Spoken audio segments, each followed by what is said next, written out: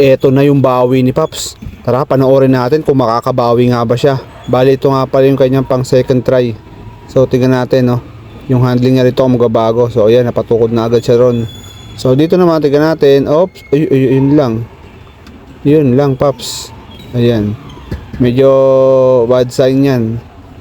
Masamang senyales yung mga ganyan-ganyang klaseng pagtukod. Dahil, kailangan may ipakita nyo dyan na kabisado nyo yung motor ninyo.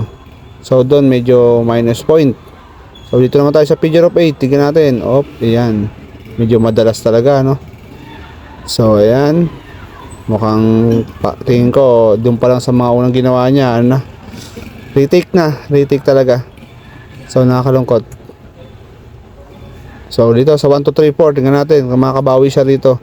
Number 1, okay. Goods naman. Number 2. Okay, very good din. Okay din. Makabawi siya ron. Medyo nagkamay niya na. Number 3. So, ayan. Okay din. Medyo nagagamay niya na. Okay na. Pakunting-kunting lang.